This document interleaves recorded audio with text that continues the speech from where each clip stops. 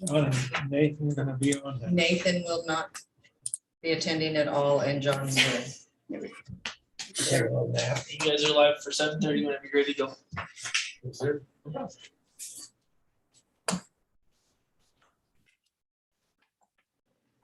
You guys get your harvest done? Not yet. He's still in the field tonight. Before the rain. When is it supposed to be? Wednesday. Yeah. But there's a chance tomorrow night. There's a green dot right over Zingdale. We've missed all the rest of them, but when we wanted to, we can't. Well, it looks like it's close enough at 7:30 this evening. I'd like to convene the joint meeting of the Riley County Planning Board and the Board of Zoning Appeals. John, can you hear us? Yes. Yep, okay. Want to make sure you're included, so thanks. First item we have this evening is open public comment. It's a time that the board accepts any input from the public. If there's anyone in the public that would like to make any remarks about current or future planning and development in Raleigh County, why I'd like to provide that opportunity. Seeing no takers, why we'll move to our second item on our agenda this evening, which is a consent agenda consisting of consider the minutes of our October 18th, 2021 meeting and to consider the report of fees for the month of October. Are there any corrections or additions or motions for the consent agenda this evening? Mr. Chairman, on the consent agenda, on the minutes, the second line says fees for the month of June. It should be September. Okay, so note. Are there any other additions or corrections? John, did you hear the correction there? Diane noted about the report of fees for the month of June, and it should be September. Yes. Okay. Do I have a motion? I make a motion, we approve the consent agenda this evening. I'll second. It's been moved and seconded that we approve the consent agenda with the change regarding June, change to September. All those in favor say aye. Aye. Passes 4-0. We do not have any agenda items this evening for the Raleigh County Board of Zoning Appeals. So I'd entertain a motion that we adjourn the joint meeting and acting as the Raleigh County Planning Board. I so move. Second it. Been moved and seconded that we adjourn the joint meeting, reconvene as the Raleigh County Planning Department. All those, not department, board, excuse me. All those in favor say aye. Aye. Passes 4-0. We have one item this evening on our general agenda, which is a public hearing at the request of Brett and Nicole Tremblay, petitioners and Pope Incorporated owners to receive a residential use designator Country Estates. Bob, would you enlighten us? Sure.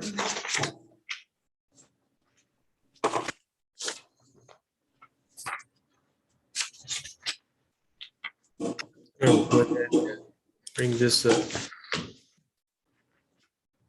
And John, can you see that? John, can you see that? No, but I got my papers in front of me though. Okay, sounds good then. Okay, as mentioned, Brett and Nicole Tremblay, get this to work correctly. Here we go. Have made application with Raleigh County Planning and Development for a residential use designator for a country estate. The subject property is currently owned by Pope Inc. The subject site is generally located approximately 3,460 feet south of Fairview Church Road on the west side of Falcon Road, just south of the Riley County High School. The subject property consists of an approximately 20-acre portion of a 103-acre parent tract. The subject property has been zoned agricultural since at least 1974. The entire parent tract is undeveloped and consists of mosaic of heavily wooded areas, hayfields, and cropped areas. The applicant wishes to purchase 20-acre portion of the parent tract in order to build a non-agricultural residence. Thus, the applicant is seeking approval for a residential use designator for country estate rather than attempting to rezone the property. Now, due to the size of the proposed tract, platting is not required. The site, as well as all the properties surrounding it, is zoned AG Agricultural District, shown here in gray. There are no variances, conditional uses, or special uses associated with the site. The Riley County Fire District Number 1 will continue to serve the site. The Riley Fire Station, located at 327 Main in the city of Riley, will serve as the first responder. The site is within 5 road miles of a fire station. Development review memo was completed by Fort Riley officials and is included in your packet. They report that the subject site is located near the Fort Riley military installation that generates noise by the firing of weapon systems and detonation of explosives on the installation. The site lies entirely within what is known as the land use planning zone. The property is located approximately 1.2 miles from noise zone 2 and 2.75 miles from noise zone 3. Military operations for demolition and large caliber weapons, as well as for aviation maneuvers, will be produced at a level to be heard or even judged as loud on occasion within the LUPZ or slightly beyond. During periods of increased military operations at Fort Riley, community annoyance can be expected, especially during large arms weapons operations during unfavorable weather conditions. So if the wind's just right, you can hear it to an extent of the zone 2 buffer. So these are the conditions for approval for a country estate. I just want to go through these briefly with you. The country estate lot shall be 20 acres or larger, and that's what you saw with the outline in the red and white hatch. Again, it's the far eastern portion of the parent tract. Number 2, approval shall only be granted following analysis using the development guidance system and a determination that the proposal is compatible with surrounding uses by using the following criteria. The site shall not be located within the state required minimum separation distances from a permitted CAFO, which is a feedlot, and check, they are not. The site shall not be located within noise zone 2 as identified by Fort Riley. As mentioned, they are located in the land use planning zone, which sits outside of that beyond the noise zone 2. The site shall not score strong finding for preservation using the land evaluation site assessment with a LISA. It scored moderate for preservation. I think I allude to that in your planning or in your packets, and I will again get a little bit in depth in more detail with that in a moment. The site should be located in an area where 20-acre home site parcels already exist within a quarter mile from the site. And again, I'll show you that as well. Okay, so speaking of, this is a map illustrating the size of the parcels within a quarter mile radius of this subject site. Note that there are parcels that are home sites and tracts of land that are both slightly smaller and slightly larger than 20 acres. They give a little bit more of a leniency here as far as the fudge factor, if you will. So it's not exactly 20 acres necessarily. It's a reasonable approximation. That's why we have 17 acres to 25 acre home sites shown here. The tracts highlighted in yellow are considered to be non-farm residential. A residential use designator for a country estate is limited to 1 per original parent tract. That's all he's asking for at this time.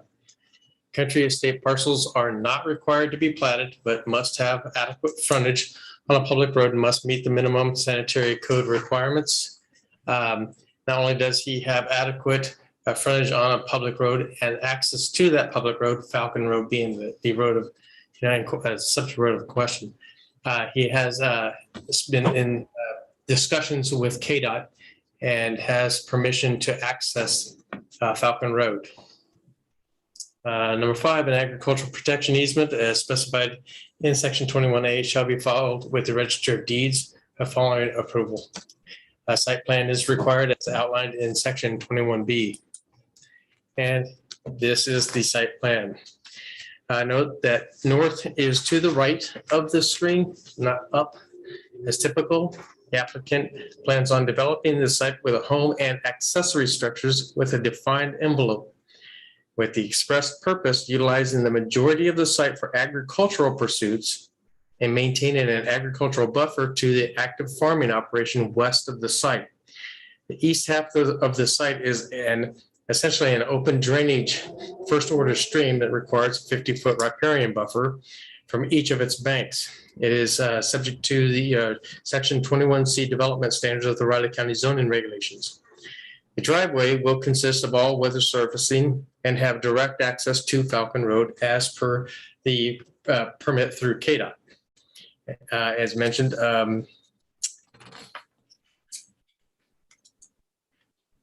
the request was reviewed with the 2009 Vision 2025 Riley County Comprehensive Plan, specifically the development guidance system in Chapter 12. As one of the criteria, this is a requirement. The first element of the DGS is conformance to the goals, objectives, and policies of the plan. As such, the site is located in an area projected for residential uses, although not necessarily a specified designated growth area.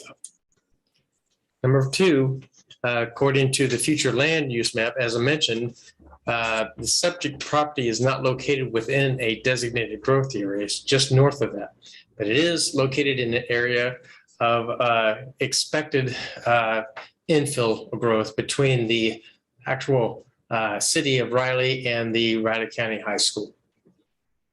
Third, as mentioned, the request required an evaluation of or an assessment LISA's score, an analysis to show whether it was even eligible for this to meet the standard. Again, it could not have a less than moderate for preservation score. As such, the subject property achieved 3,547 points, which was good for moderate for development. No bonus points were factored into the analysis. And finally, part of the DJS is the hardship on the landowner. The applicant had not expressed a hardship as a reason for the request. So staff analysis as a site plan has been submitted as per the minimum requirements of the Riley County zoning regulations, showing how the site will be also used for agricultural purposes. The applicant has admitted that it's not necessarily strictly a bona fide agricultural production or operation necessarily, but he would like to use the site to educate his children on the pursuits of agriculture, keep it in, plus 4-H and other type of activities. The required agricultural buffer has been included to minimize conflicts with neighboring agricultural activity, even though much of the activity will mirror that on his own property. And finally, it is not anticipated that granting a country estate designation will be contrary to the goals, objectives, or policies of the plan. So with that, staff recommends approval of the request to receive a residential use designator for a country estate, as it has been determined to meet the minimum requirements of the Riley County zoning regulations and sanitary code. And that's all I have. If you have any questions, I'd be glad to field those for you. Thank you, Bob. Could we have some light? Yep. Just a little bit of light, please. That fall back. There you go. There. There you go. Let there be light. Does any board member have any questions for Bob at this time? I have one. On the zoning regulations that it says a residential use designated for a country estate is limited to one to a parent tract. As I look at this, there's 3 tracts within that parent tract. Well, let me show you something. See this tract right here? No, I don't see where you're at. I'm just following my arrow. Move your arrow again. There we go. Might help. Yeah. Okay. Can you see my arrow Okay, yes. here? Okay, I'm gonna outline the parent tract.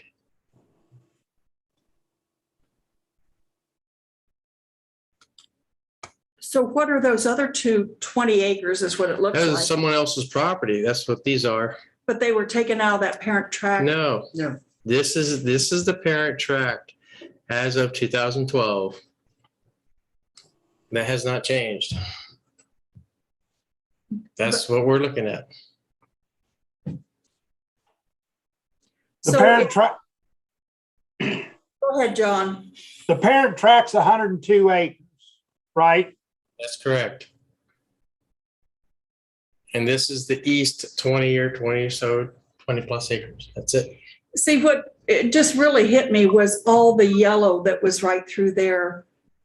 You know, we did this so that there wouldn't be, Let All me these- get to that.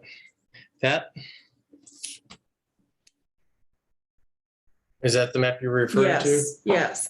Yeah, those are already existing tracks. I know they are, but they were taken out of that a quarter section, whatever it is.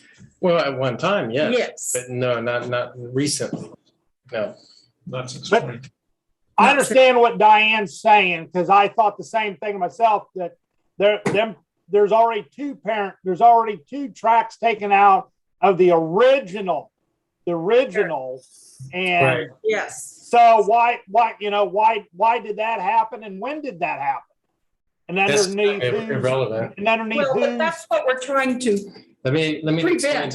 Let me explain. Well, I get that, but let me explain how it works. What the parent tracks is everything existing at 2012 when the regulations changed. That's what the parcel map looked at like at that moment, not Okay. prior to that. okay. So since this time, this tract has been in place. Now, there's no other country estate on it. Right, they Even wouldn't if have been called a country estate. Yeah. So I think it's a technicality that we can get this, and nothing against you folks. I think the way you got it laid out and stuff, I think it's great. It looks so nice and stuff. And I commend you on wanting to teach your children about agriculture and everything too. But it was just, it's not your situation that I'm really questioning. It's what we were trying to avoid in creating that rule in the beginning. Well, In understand 2012, this. so. Yeah, there's the rule you're referring to, but this is the other side of that. It allows for development in proper areas, appropriate areas, and through this mechanism. That's what the residential use designators were created to do. And with that criteria, to evaluate those standards to see if it's available or it's eligible for that. That makes sense. If not, I mean, it's fairly clear that if it doesn't meet the standards, we don't even bring it to the board for that matter. It just simply cannot meet those standards. And those standards were agreed upon, the planning board and the board of county commissioners. That's what the standards can be set for this particular request. And in appropriate areas. If this was north of, let's say up by John Larson's place, maybe not. Again, you're going off of stuff that's already there, existing development, like type of development in and around the subject property within a quarter of a mile, which was agreed upon and adopted as part of the regulations. That's one. As far as the parent tract, this is the piece of this particular tract, regardless of how many subdivisions have taken place. And some, 10-acre tract here, a 15-acre tract there, 50-acre tract. It doesn't really matter. It comes down to this is the parent tract as of today, and this is the piece that is associated with this tract. So, for example, if this were to be approved tonight, and later on, Mr. Pope himself decides, hey, I'm going to sell this piece over here and do another country estate. No, that's part of the same parent tract. But can he sell off less than 20 acres?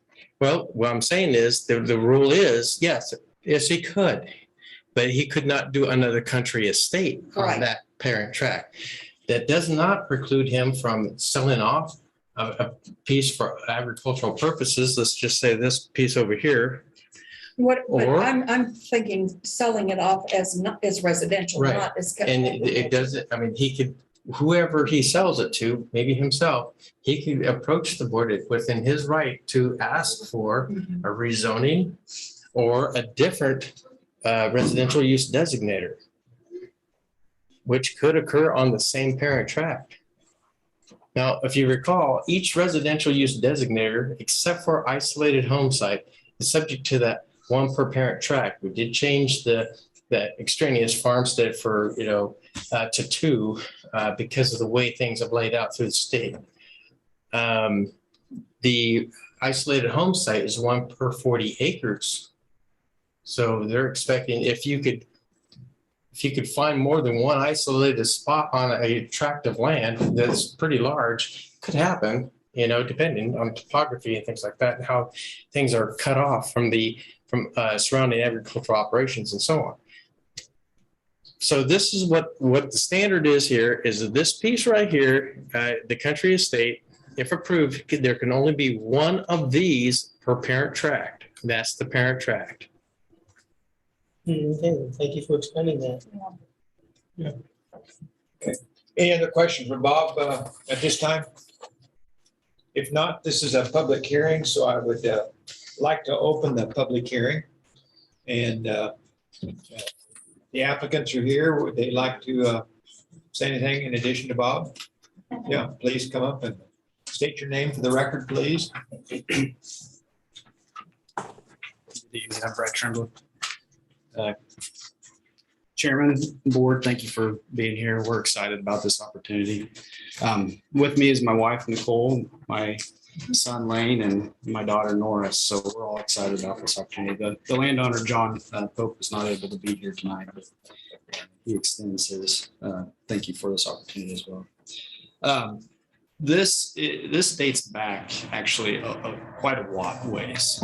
Me and my wife both have known the property owners since we were probably their age, so about 30 years or so. And that dates back to our rural roots back in Northwest Kansas, where we both grew up on farm and ranches. And John lived in that community as well. My wife has worked for him since she was probably a sophomore or junior in high school, so about 20 years now. We've known this property for a little over 10 years, so we're very aware of the property, its aspects, its terrain, its location, its features. And those are things that appeal to us. So many things on the site that Bob went through in relation to its water utilities, as far as there's a high-speed fiber optic on the frontage from Twin Valley, electrical. We did get the septic approved. There's a lot of features as far as just the vegetation and trees that are conducive for a residential use. But one of the things I do want to hit hard is the agriculture component. You can see a lot of green up there. Agriculture is very important to us. As I stated, we both grew up on a farm. It's a 5th generation farms, both of ours. They're still in operation and they will be for another 100 years. We're not fortunate enough to be back there to help with that farm. We're here and we love it. We've been here for 16 years and we want a little bit of piece of that. We want to transfer that knowledge over to our kids, be able to raise them with bucket calves, FFA and those aspects. Very important for us to transfer that knowledge down, teach them the value of hard work, the finances that go with it, and the reward that comes from that hard work, even though it's 20 acres. That's something, teaching kids that is something you can't put in a score. So I hope you take value in that, because we certainly do. As mentioned, there is a lot of agriculture on the property. The current farmer that leases it, the Walls, I've had conversations with them about continuing that relationship. So we've made agreements to continue relationships and continue working with them on helping farm that ground. So I did go, there's things I missed here about its location. Being on the highway, sandwiched right between the high school and the city of Riley is a convenient access to goods and services, Dollar General, the convenience store, now a medical center, family practice there. As I mentioned, my wife worked at People's State Bank. They've got an office and a branch in Leonardville. She worked in Leonardville for 5, 6, 7 years or so, and now in Manhattan. So this is a convenient location for her as well as far as work.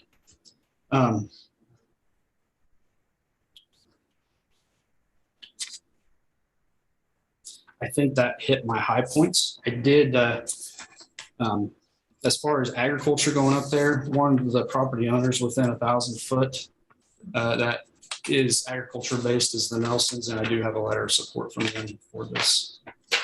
I got it today. I don't know if I can present this. Yeah. Put that into the record. That'd be great. Thank you.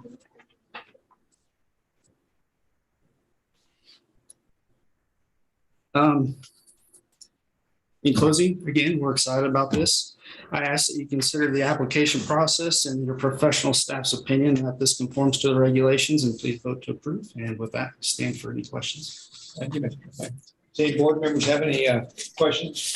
Brett? You mentioned that you got approval on the septic. Is that shown on the map as? Yeah, so they probed it for 3 different applications: a standard system, a conventional raised system, or a conventional lateral, or lagoon. So we got approved for a lagoon and a raised lateral system. There's about 2 feet of good soil there, so a standard system wasn't compatible, but a lagoon or our preference is to go for a raised field there, so it's all underground. Very good, thank you. John, do you have any questions for Tremblay at this time? No, I don't have any. Thank you very much. Thank you. Appreciate it. As I mentioned, this is a public hearing. Seeing no one else in attendance, the board's approval, I'd entertain a motion that we close the public hearing. I'll make the motion to close the public hearing. Thank you, Joe. A I'll second. second it. Been moved and seconded that we close the public hearing. All those in favor say aye. Aye. Opposed, passes 4-0. I'm going to give this, John, there was a letter here from Alan Nelson supporting the proposal. Okay. Good, we'll put it in the record. So I got a question for Bob. Sure. Across the highway, the 29 and the 27 acres, which would be to the east side, on the east side of the highway, what are them considered as? When they developed them in the last 10 years, what are they? I know that family split that off. How did they do that? What'd they do when they came to you? Well, I'd like to point that out to you, but I got to be able to share screen in order to do that.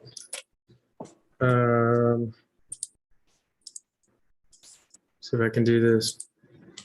Okay, 1 second. Can you see that? No. Oh, there you go. Yep. I got you. Okay, we're talking about this. Yep. And the one below it, and the other one to the south. They were all owned by the same family. Right. So what were them called? Probably either ag, lot of record, or yeah, it's one of those two. Okay. I can't off the top of my head, John. I don't know. Okay. I thought maybe if they were, I never seen anything on the map here, so obviously, yeah. There was approval to get this house started, and they sold that property, and someone bought it and finished it. And then they sold it again. So yeah. Okay. So Yeah, and then maybe it's the lake. down the road to the south, the other yellow hash marks, was that some of the 20-acre deals back when the on the east side of the road? Keep going back. East side, right here or here. Down right there. For them Yeah. part of the 20 acre deals back in the day when we were doing a lot of them. Yeah, I imagine so. Okay.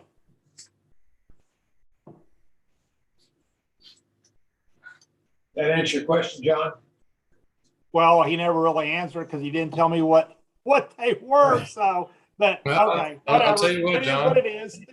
I'll tell you what, hey, you get a hold of me tomorrow, I can give you a call. I can research that and get those answers to you. I don't I was have just those trying- answers. I don't have those answers available to me right off the top of my head. Because quite frankly, it's outside of the purview of this request. I can get that information to you tomorrow. How's that? That's fine. That's fine. Okay. I'm just curious. So. Board have any other thoughts, concerns, for or against? I was gonna say, Mr. Chairman, I move that we approve the request for residential use designator Country Estates as it's been determined that it meets the requirements of the Riley County zoning regulations. I'll second. Okay, it's been moved and seconded that we approve the request as it meets the requirements of the Riley County Planning and Development Department. All those in favor say aye. Opposed, passes 4-0. Good luck on your family adventure. Yeah. You kids have fun with those animals.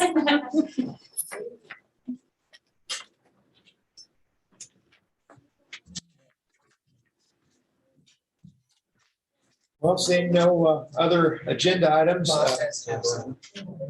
have a few more things I got. Okay. They're always ready to hit the road. No, we're not gonna let you. Did you think about the time for the dinner? Do you think 6:30? Oh, yeah.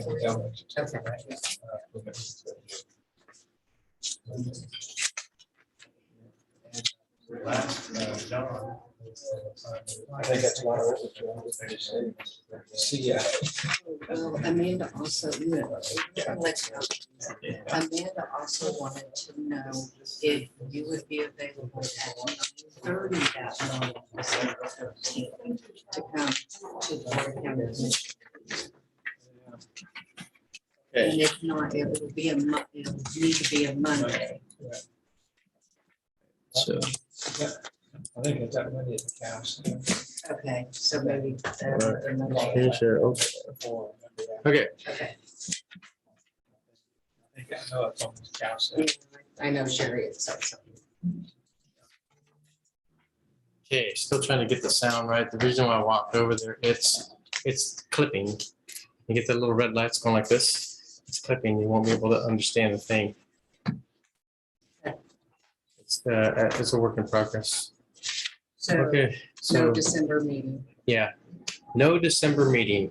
We did not receive any petitions for the December meeting. However, what we would like to do is have a little get together for Tom. Bon voyage. This is essentially his last meeting this evening. Yeah, there you go. Okay, last planning board meeting. So it'll be dinner at Longhorns. And we're gonna do it at 6:30, and I will send an invite out like the week before to remind you all that we would like to go out to dinner and celebrate Tom. Did you hear that, John? Yep. He's written it down. Longhorns are for steak. Turn down a steak. I said, you get paid. Fantastic. Just on a precursor, I want to thank you very much for all the work that you've done, your dedication and devotion to the board all these years, and the way you've handled it, some really, really difficult situations. And as busy as you are and working in your schedule, it's commendable. I appreciate it. Thank you. No, thank you. It's been, I'm just thinking of all the good people I've had the opportunity to serve with. Really, yeah. You mentioned John Larson there, and he was here for eons, and Lauren Clemens, and Buck Garrett. But really, over the years, I've been here 20 years, and there hasn't been a whole lot of turnover, really. Yeah. I'd really like to say Raymond and John and Lauren, they were both here. Quite a while. Yeah. Other than that, I mean, there's been a few that's rotated through So how long were you on the Douglas County board? 25 years. Oh My goodness. Yeah. So I've seen a lot. You have eons of experience with it. What makes them so good? I was about 20, I think. And I was Wow. scared to death first meeting I went to. There were four other old codgers about like I am now. I do remember that.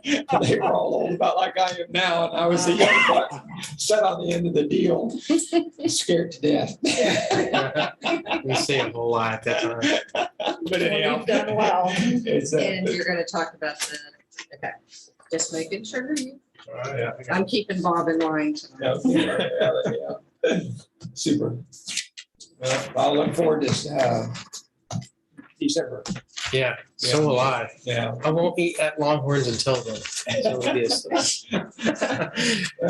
Okay, so the other bit of news is more of a procedural one.